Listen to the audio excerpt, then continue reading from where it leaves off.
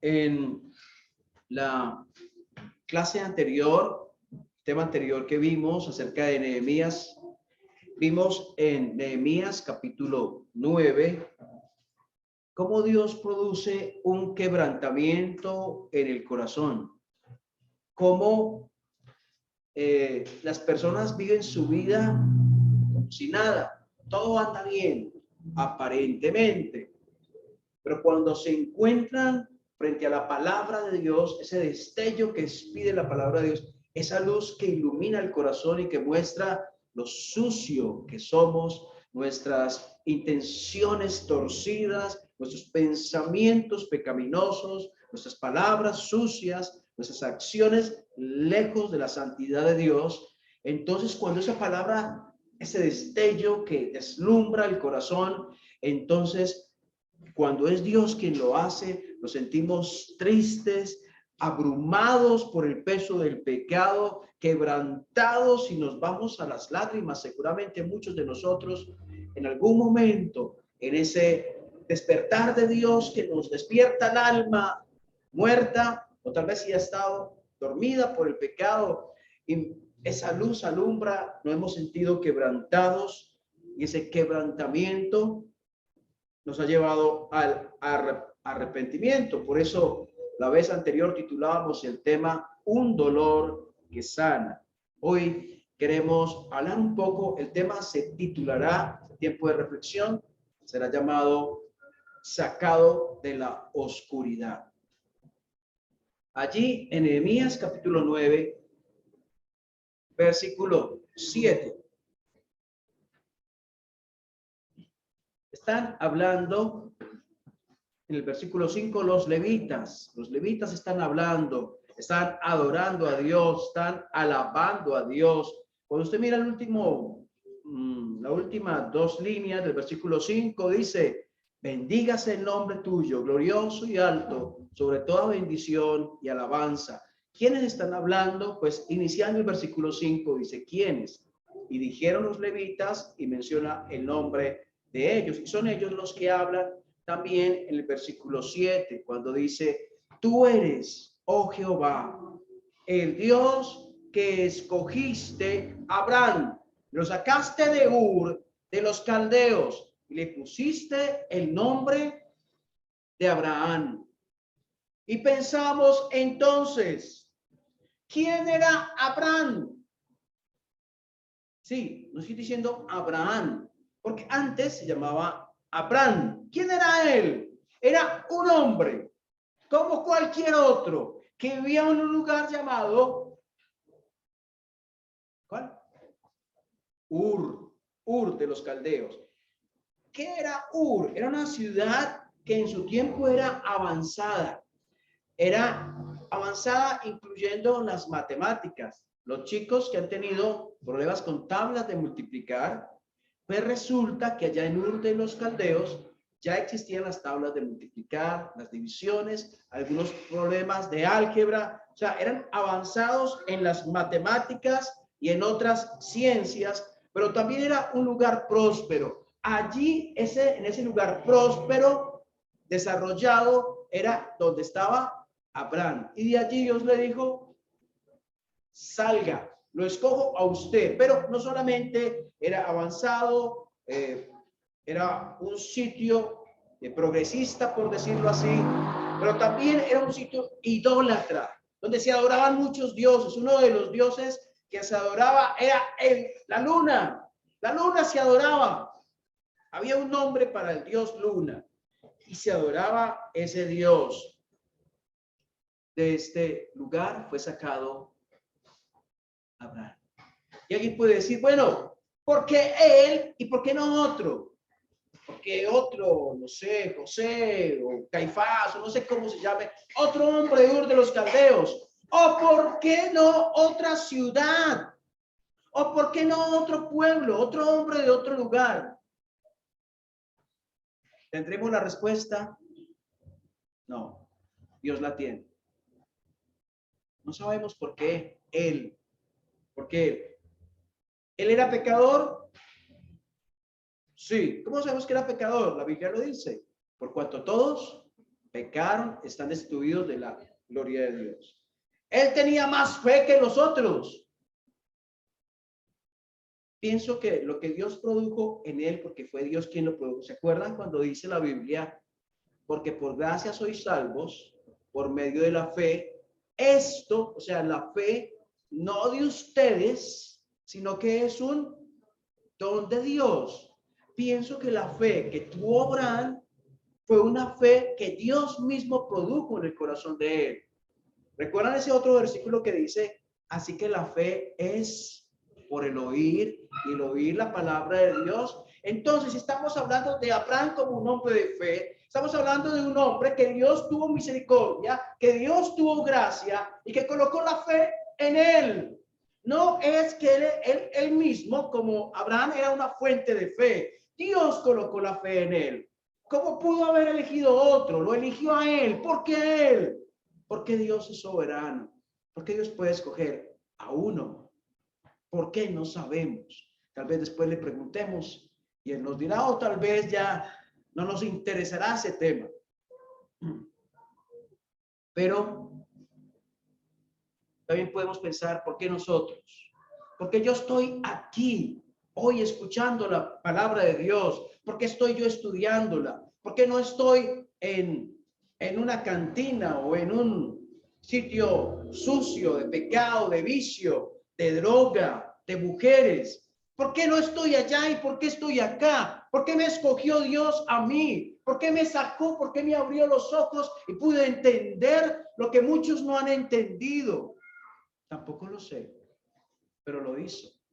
Me sacó. ¿Saben qué significa Ur?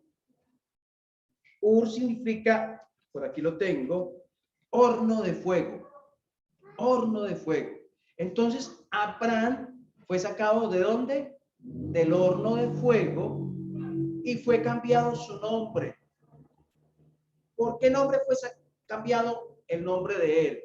Por Abraham. El nombre de él significa Abraham, padre de multitudes. Entonces, ¿qué significa? Que este hombre fue sacado del horno de fuego y Dios le dio un propósito a su vida distinto. No solamente fue sacado fue sacado para un propósito especial. Dios lo sacó para que su vida tuviera un propósito divino. Nosotros también fuimos sacados del horno de fuego, del infierno, y tenemos hoy un propósito divino por el cual existir. Dios nos dio un nombre nuevo, un propósito nuevo, una vida nueva. Él, de ser idólatra, pasó a adorar al verdadero Dios. Nosotros, de estar en la ruina del pecado, pasamos a vivir para Dios. Entonces dice el versículo 7, tú eres, oh Jehová, el Dios que escogiste a Abraham y lo sacaste de Ur de los Caldeos y le pusiste el nombre de Abraham. Dice el versículo 8, y hallaste fiel su corazón delante de ti. E hiciste pacto con él para darle la tierra del cananeo, del eteo, del amorreo, del fereceo, del jebuseo, del gergeseo, para darla a su descendencia. Y cumpliste tu palabra, porque eres justo. Hallaste fiel su corazón, porque en él había fe. ¿Se acuerdan cuando el Señor le dijo, ven Abraham, salgamos? Y le dijo, mira las estrellas, si las puedes contar. Le dijo Dios a Abraham, mira las estrellas, si las puedes contar. ¿Y qué le dijo Dios a él? Así será tu descendencia. ¿Y qué dice la Biblia? Y creyó Abraham y le fue contado por justicia. Eso es lo que Dios vio en Abraham. ¿Qué vio Dios? Fe. Eso es lo que hace la diferencia entre este hombre y cualquier otro en ese momento. Había fe en Dios. Creyó la palabra de Dios. Pregunta: ¿Tú crees a la palabra de Dios? Sí. Si crees a la palabra de Dios, ¿por qué nos preocupamos cuando tenemos necesidades? ¿Por qué se nos quita el sueño cuando tenemos preocupaciones? ¿Por qué a veces nos sentimos como encerrados sin saber para dónde ir, sin saber qué hacer? ¿Estaremos creyendo ahí la palabra de Dios? Él dice que halló fiel el corazón de Abraham, pero algo más dice el versículo 8 al final. Dice, y cumpliste tu palabra porque eres...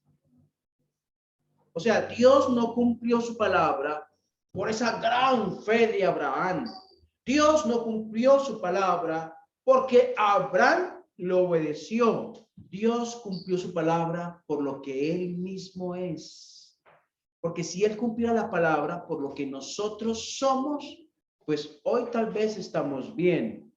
Mañana, quién sabe. Entonces, hoy la cumpliría, mañana no. Pero no es así con Dios. Dios la cumple de acuerdo a cómo es Él, a su naturaleza. La cumple porque Él es justo. Dios es justo. Entonces, pasamos al versículo 9. Dice, miraste la aflicción de nuestros padres en Egipto y oíste el clamor de ellos en el mar rojo.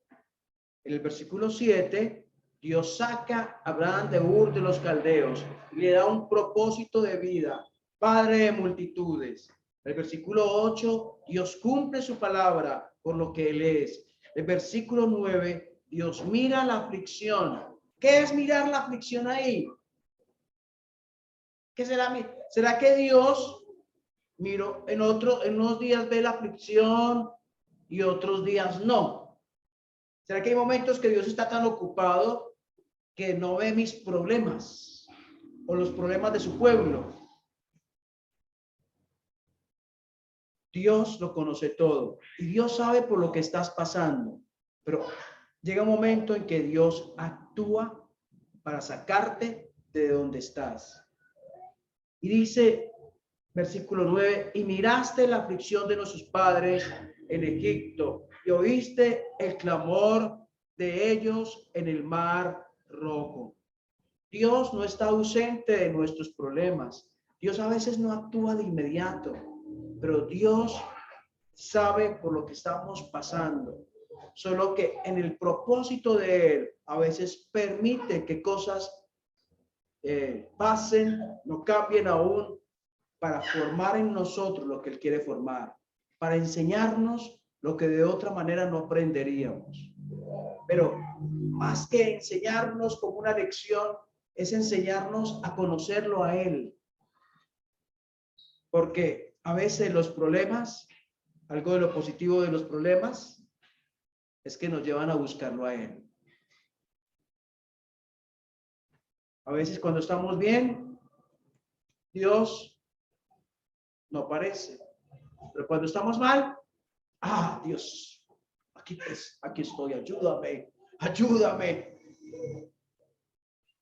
Miraste la aflicción de nuestros padres en Egipto. Mire que dice, oíste el clamor de ellos en el mar rojo. Lo oíste. Dios oye. Cuando clamas, dice la Biblia, clama a mí y te responderé y te enseñaré cosas grandes y ocultas que tú no conoces. Dios no actuó de inmediato. El pueblo estuvo ¿por cuánto tiempo? Como por 400 y algo de años allí en Egipto. Y seguramente el pueblo clamó. Dios no contestó de inmediato, pero contestó. Y hoy en día a veces no contesta de inmediato, pero Dios contesta, no siempre afirmativamente, pero sí siempre en favor de los que Él ha salvado, en favor de su pueblo, para bendición de su pueblo, de aquellos que pertenecen a Él. El Señor elige. Amén. Y alguien puede preguntar, ¿por qué yo?